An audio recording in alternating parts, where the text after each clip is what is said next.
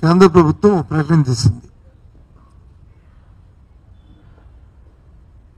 మనందరికీ సెంటిమెంట్తో కూడుకున్న అంశమైన విశాఖ ఉక్కు ఆంధ్ర హక్కు అనే నినాదం ఏదైతుందో దానికి సంబంధించిన విశాఖ ఉక్కు ఫ్యాక్టరీ గురించి ఏదైతే ఇప్పుడు సమస్య ఉందో ప్రైవేటైజేషన్ చేస్తారనే ఒక అంశం ఏదైతుందో ఆ నేపథ్యంలో ఆ ప్లాంట్కి కేంద్ర ప్రభుత్వం వచ్చి 11,000 కోట్ల రూపాయలు, సుమారు 11,000 కోట్ల రూపాయలని కేటాయింపు చేశాము, నిధులు ఇస్తున్నాము అనే అంశం వచ్చి తెర మీదకి వచ్చింది. కేంద్ర ప్రభుత్వం ప్రకటించింది. దానిపై పరిపరి అన్ని పార్టీల తాలూకా వారి అభిప్రాయాలు వరకు ఉన్నాయి, ఎవరి పార్టీ అభిప్రాయాలు వరకు ఉన్నాయి. మా పార్టీ అభిప్రాయాన్ని మొన్న మా పార్టీ అధ్యక్షుడు, మా విశాఖ జిల్లా పార్టీ అధ్యక్షుడు మా అమర్నాథ్ ఆయన చెప్పగానే చెప్పారు, ఇదేదో వేడినీళ్ళు చన్నీళ్ళలాగా ఉన్నదండి, కానీ దీని మీద మాకు చాలా అనుమానాలు ఉన్నాయి. ఈ ఫ్యాక్టరీని దివాలా తీస్తున్న ఈ సందర్భంలో నాకు కొందరు పెద్దలతో మేధావులతో మాట్లాడినప్పుడు వాళ్ళు చెప్పిన విషయం ఏంటంటే అది ఎన్సీఎల్టీకి వాటికి పోకుండా దీన్ని కాపాడుతూ తదుపరి దీన్ని ప్రైవేటైజేషన్ చేసే ఆలోచన ఉన్నట్టుగా ఉన్నది. ఒకవేళ కాకపోతే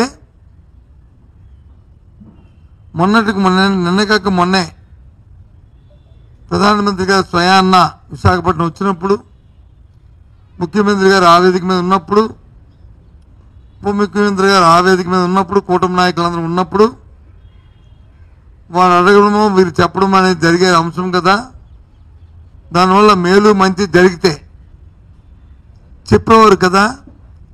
చెప్పలేదు కాబట్టి ఆ తర్వాత జరిగిన ఈ పరిణామాలు చూస్తుంటే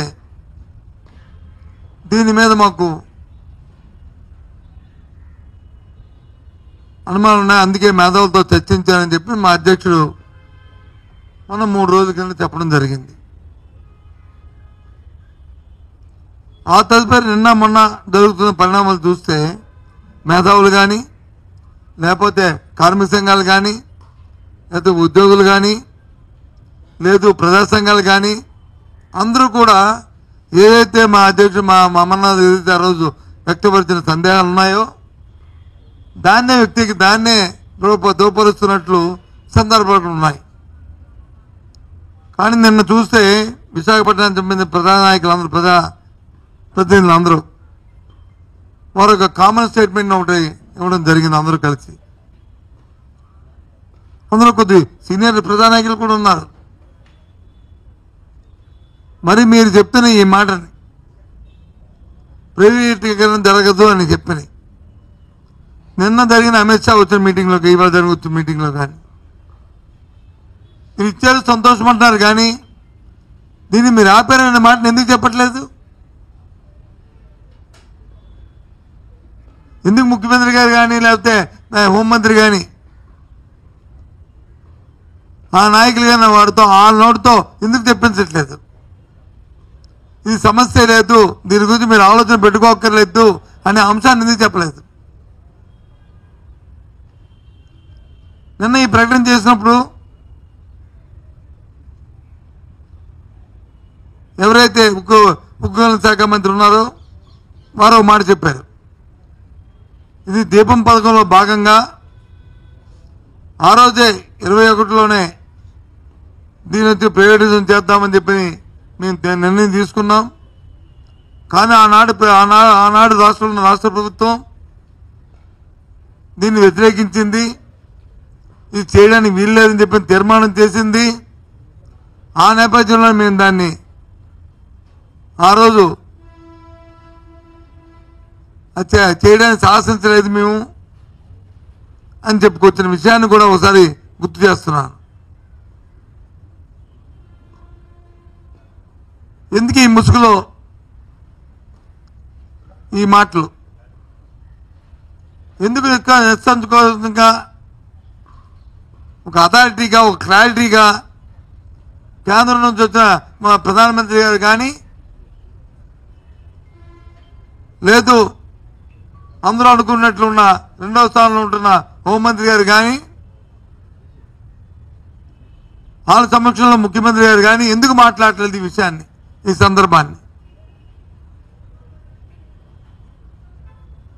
సూటిగా అడుగుతున్నాం. కాబట్టి ఇది ఈ ముసుగులో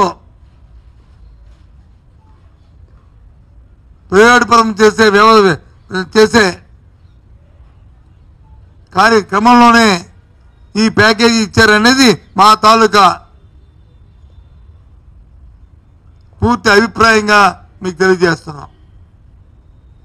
ఈ అభిప్రాయం దీని ద్వారా మేము కేంద్ర రాష్ట్ర ప్రభుత్వాల మీద చెప్తున్నాం, దయచేసి ప్రజల్ని మోసపరచకండి, మభ్యపెట్టకండి. ఎందుకంటే 4 నెలలైన జీతాలు లేవు, మరి దీంట్లో జీతాలు ఇవ్వచ్చు కదా, ఎందుకు ఇవ్వట్లేదు జీతాలు ఈ ప్యాకేజీలో? ఎందుకోసం ఆపుతున్నారు? పక్కన ఉన్న కర్ణాటక రాష్ట్రానికి వచ్చి 15,000 కోట్ల ప్యాకేజ్ ఇచ్చారు. దానికంటే 10 రెట్లున్న సామర్థ్యం ఉన్న మన ఫ్యాక్టరీకి వచ్చి 11,000 కోట్లు ఇచ్చారు. ఆకిచ్చిన 15,000 కోట్లలో ఉన్న జీతాలు కానీ, బత్యాలు కానీ, ఎస్టాబ్లిష్మెంట్ కానీ, లేదు ముడిసరి కొనుక్కోవడానికి కానీ దేనికి ఎనీ రిస్ట్రిక్షన్ ఏమీ లేదు.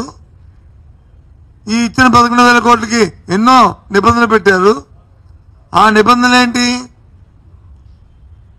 అప్పులు వడ్డీలు తీర్చుకోవడానికి మాత్రమే అవకాశం ఇచ్చారు. మరి ఏ రకంగా సర్వైవ్ అవుతుంది? ఏంటి మీ తాలూకా యాక్షన్ ప్లాన్? చెప్పారు కదా నాయకులందరూ, కూటమి నాయకులందరూ కూడా ప్రెస్ కాన్ఫరెన్స్ పెట్టారు కదా. మీరు ఇవ్వండి కార్యాచరణ, మీరు చెప్పండి కార్యాచరణ. నేను ఆశ్చర్యపోయాను. అందులో ఒకరిద్దరు నాతో కొలీగ్స్ ఉన్నారు, అందులో సీనియర్ నాయకులు ఉన్నారు.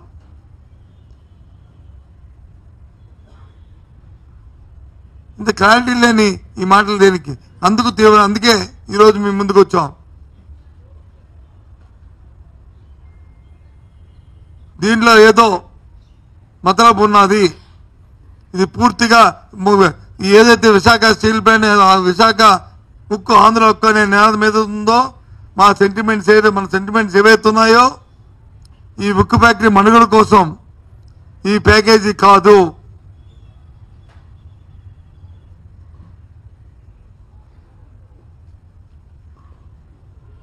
నిన్న మా అధ్యక్షుడు, మా పార్టీ విశాఖ జిల్లా పార్టీ అధ్యక్షుడు కొంతవరకు దాన్ని ఉపశమనం అని చెప్పిన మాట వాస్తవం. కానీ నేనైతే మాత్రం దీన్ని ఉపశమనం చెప్పడానికి నేను తయారుగా లేను. ఇది ప్రలోభ పెట్టి ఈ ప్రాంతాన్ని, ఈ రాష్ట్ర ప్రజలను మోసం చేసే భాగంలో భాగమని చెప్పి మా అభిప్రాయంగా తెలియజేస్తున్నాను.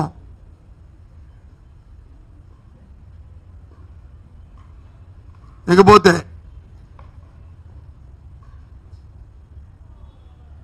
మొన్న రోజు తిరుపతిలో జరిగిన ఒక సంఘటన మీ అందరికి కూడా మనం మీ ద్వారా ప్రజలకు కూడా చెప్పాం.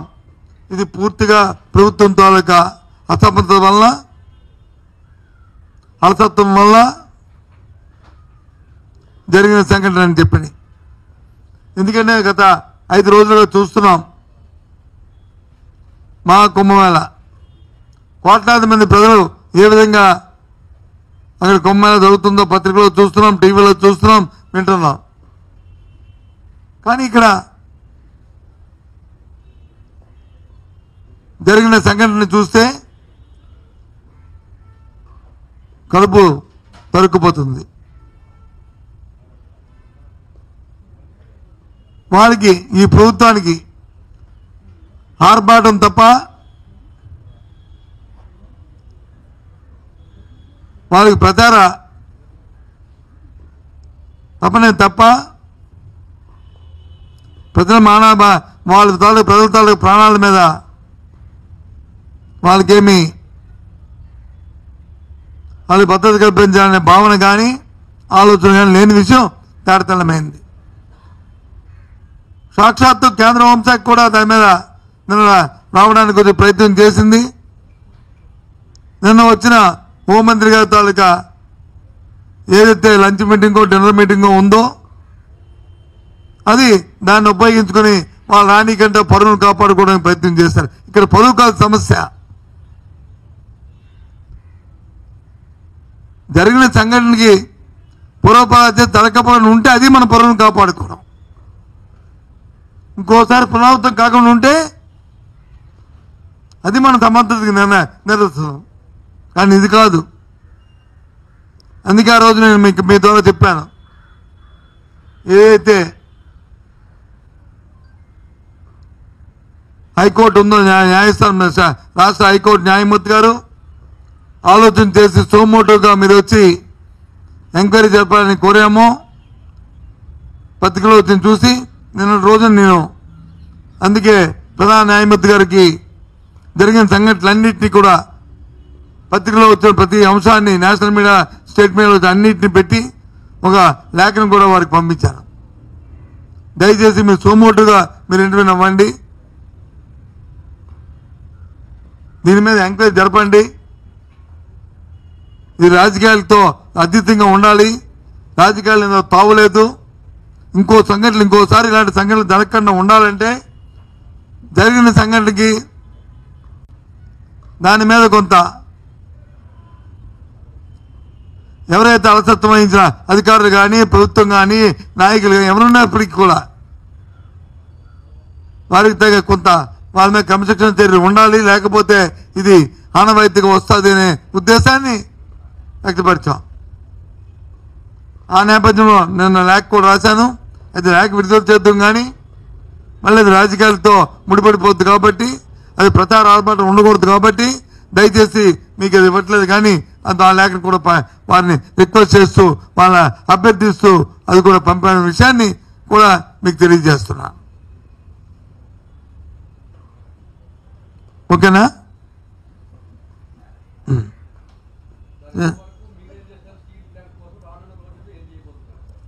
మళ్ళీ చెప్పమ్మా.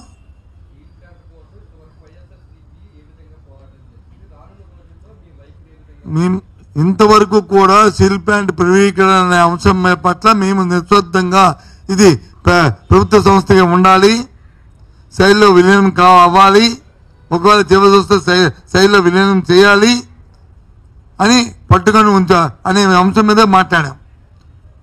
మొన్న జరిగిన ఎన్నికల్లో కూడా దీన్ని ఒక ప్రధాన అంశంగా తీసుకుని తప్పి చెడి కానీ ఈ ప్రాంతంలో కానీ కూటమి పార్టీకి సంబంధించిన నాయకులు కానీ గెలిస్తే దీన్ని వాళ్ళు సమర్థించినట్లే అని భావిస్తారు. దయచేసి అలాంటి పొరపాటు చేయొద్దని కూడా ప్రజలు కోరాం. ప్రజలు తీసుకున్న నిర్ణయం తీసుకున్నారు. ఆ రోజు కూటమి నా పెద్దల నాయకులు వచ్చి మేము దీన్ని కాపాడుకుంటాం, మమ్మల్ని నమ్మండి, దీన్ని ఎట్టి పరిస్థితుల్లో ప్రైవేటీకరణ చేయమని చెప్పి మాటను చెప్పారు. ఆ మాట మీద కట్టుబడి కోరుతున్నాం. ఏదైతే ప్రజా సంఘాలు కానీ స్టీల్ ప్లాంట్లో ఉన్న ఉద్యోగ సంఘాలు కానీ వాళ్ళందరూ ఏ నిర్ణయం తీసుకున్నా ప్రైవేటీకరణకు వ్యతిరేకంగా వాళ్ళతో పాటు మేము కూడా ఉద్యమం చేసి దీన్ని ఆపడమే ప్రధాన కర్తవ్యంగా విశాఖ ఉక్కు అందులో హక్కుని ఏదైతే ఉందో ఆ నాణ్యని కాపాడుకోవడానికి మా పార్టీ ప్రయత్నం చేస్తుంది, ఎల్లవేళ కట్టుబడి ఉన్నామన్న విషయాన్ని తెలియజేస్తున్నాం.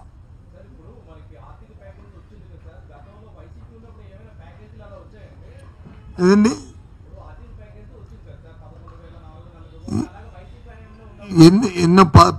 ఎన్నో సందర్భాల్లో అర్థం వచ్చినప్పుడు ఫ్యాక్టరీ పెట్టిన దగ్గర నుంచి పలు అంశాల్లో దాన్ని కాపాడుకుంటూ వచ్చాం. సోమోటుగా తీసుకున్న నిర్ణయాన్ని ఎప్పుడు కూడా ప్రైవేటైజేషన్ నిర్ణయాన్ని మేము ఎప్పుడు కూడా సమర్థించదు, ఎప్పుడు వ్యతిరేకిస్తూనే వచ్చాం. సాక్షాత్ ఆ విషయాన్ని కేంద్ర మంత్రి చెప్పాడు. కేంద్ర మంత్రి చెప్పాడు. ఇవాళ ఇచ్చిన ప్యాకేజ్, ఆర్థిక ప్యాకేజీ ఏదైతే దివాళా తీయడానికి తయారుగా ఉన్న నేపథ్యంలో, ఒకవేళ దివాళా తీస్తే, ఒకవేళ ఎవరైనా ప్రైవేట్ వాళ్ళు కొనుక్కుంటే వాళ్ళు వచ్చి దీని తాలూకు విలువ తగ్గిపోతేనే అనే దృక్పథం ఇచ్చినట్టు ఉంది తప్ప, దీని కాళ్ళ మీద దీన్ని నిలబడడానికి ఇచ్చిన ప్యాకేజీ మాత్రం లేదు లేదు లేదనే విషయాన్ని కరాఖండిగా చెప్తున్నాం. నేను అదే చెప్తున్నాను. నువ్వు అడిగిందని సమాధానం, నేను అడిగిందా నా సమాధానం నేను చెప్తున్నాను. లేదు లేదని చెప్తున్నాను.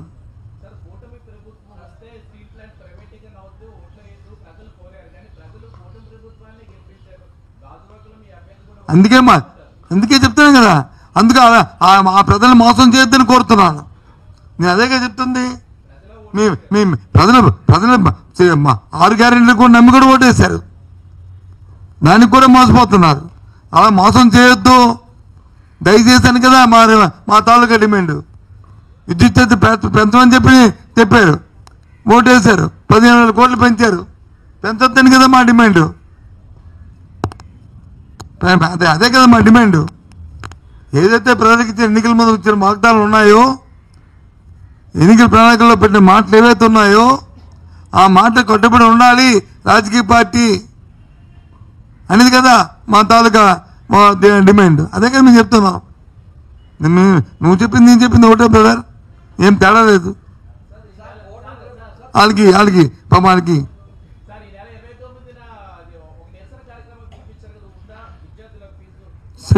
29 నేను చెప్పాను కదా మీకు. అది మాట్లాడదాం, ఇంక రేపు చెప్తాం దాని గురించి కూడా. ఫీజు రీయింబర్స్మెంట్ని విడుదల చేయాలి, విద్యార్థుల తరపున విడుదల చేయకపోతే విద్యార్థుల తరపున పోరాటం చేస్తామని చెప్పాం. చేస్తారని చూస్తాం. 29 లోపు చేస్తారని చూస్తాం. చేసిన తర్వాత అప్పుడు ఆలోచిద్దాం.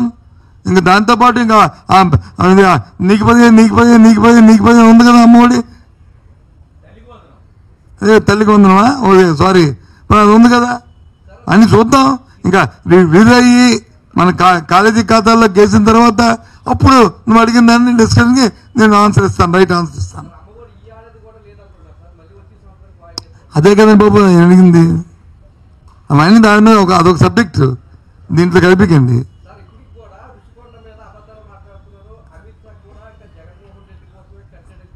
ఏది కాదు, నాకు ఇవన్నీ కాదు, కానీ ఆయన అడిగితే చెప్పేవాడిని, నువ్వు అడిగితే చెప్పకూడదు. అందరూ ఒకటినే. నీకు కూడా ఉందో దాంట్లో భాగం ఆ ప్రశ్నలో? ఆయన అడిగిన ప్రశ్నలో నీకు కూడా భాగం ఉందా? నీకు ఉందా? అయితే నువ్వు ఎండాస్ చేస్తున్నావా లేదని, ఆ బ్రదర్ చేస్తున్నా నువ్వు ఎండాస్ చేస్తున్నావా లేదని అడుగుతున్నావు. ఎండాస్ చేస్తే చెప్తాను. ఒక కేంద్ర హోంమంత్రి వచ్చారు, ఒక రాష్ట్ర ముఖ్యమంత్రి కూర్చున్నారు, దాని పక్కన ఒక ఉప ముఖ్యమంత్రి ఉన్నారు, ఆ పక్కన వచ్చి ఒక కేంద్ర సహాయ మంత్రులు ఉన్నారు. అందరూ ఉండి ఏం మాట్లాడారు? పేపర్లో ఏమొచ్చిందండి? మాజీ ముఖ్యమంత్రి గారు వచ్చి సొంత బిల్డింగ్లు ఎన్నో ఉన్నాయి, ఆయన ఎన్ని ఎకరాలు ఇల్లు కట్టుకున్నాడు, ఆయన రోజు ఏం భోజనం చేస్తాడు. ఈ పక్కన వచ్చి ఇదా ఇవన్నీ డిస్కషన్లు. ఏదైనా ఒక పెద్దలు వచ్చి ఇద్దరు కలిశారంటే దాని మీద రాష్ట్రానికో దేశానికో ఒక సంప్రదించి ఒక మంచి కార్యక్రమం ఏమొస్తుందా, దాని నుంచి ఏది జరుగుతుందని అని చూస్తుంటాం. అది మానేసి ఆ ఇంటికి వచ్చి ఎన్ని బాత్రూమ్లు ఉన్నాయి, ఎన్ని బెడ్రూమ్లు ఉన్నాయి, ఇదా అండి డిస్కషను. దాన్ని వచ్చి పత్రికల్లో వచ్చి ప్రధాన అంశాలు ఇదా అండి, ఇదా చెప్పండి. ఇంకోటి అడిగారు మీరు, రుషికొండ భవనం అని. రుషికొండ భవనం అని చెప్పి ఆరో చెప్పాను, ప్రభుత్వ భవనం. ఎస్, 500 కోట్లు కట్టి ప్రభుత్వ భవనం ఇచ్చారు, తప్పే ఉంది. ఖర్చు పెట్టేస్తాయి, ఇప్పటికీ ఒప్పుకుంటాం కదా. అందులో ఏదైనా అవతక దొరికితే చూసుకోండి. ఏంటి తప్పేంటి? ఏంటి తప్పు చెప్పండి, నాకు అర్థం అలే. ఇప్పుడు 170 ఇవాళ పేపర్లో చూశాను నేను. సిఎన్బిపి పేపర్కి వచ్చి ఓ 2 కోట్ల రూపాయలు ఇచ్చారు, ఆయన దోచుకొచ్చి రేపు ఉదయం కాఫీ తాగుతున్నారు, లేకపోతే ఇంకో దానికి ఎంతో ఇచ్చారు దానికి తాగుతున్నారు, గత ప్రభుత్వంలో కూడా ఇచ్చారు తాగుతున్నారు. అది రాష్ట్రాన్ని పబ్లిసిటీ అని మీ ఉద్దేశం. ప్రజలు వచ్చి సామాన్య ప్రజలు అనుకుంటారు ఇదేంటిది దోపరా ఖర్చులు అని వాళ్ళు అనుకుంటారు. ప్రభుత్వాల ఉద్దేశాలు వేరు, లక్ష్యాలు వేరు, ప్రజలకు ఆలోచన విధానాలు వేరు.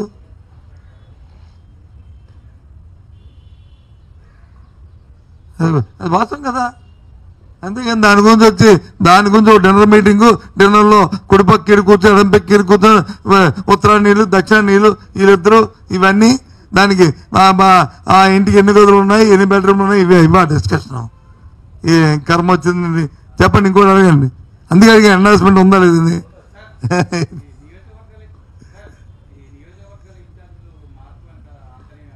అంతరం ఎందుకు? రాజకీయ పార్టీలు ఆ పార్టీ ఆలోచన ప్రకారము వాళ్ళ తాలూకా దీని ప్రకారము ఆలోచన చేసుకుని చేస్తుంటే రాష్ట్రం వచ్చి ఒక యూనిట్ కదా. రాష్ట్రం మా తమిళనాడును తీసుకెడితేనే వరుస వాళ్ళు తీసుకొచ్చి ఎక్కడ పెద్ద తప్పు, కానీ రాష్ట్రం ఒక యూనిట్ కాదా. ఇప్పుడు మన ఏ జిల్లాలో ఇప్పుడు మన దగ్గర ఉన్న కాదండి మన దగ్గర ఉన్న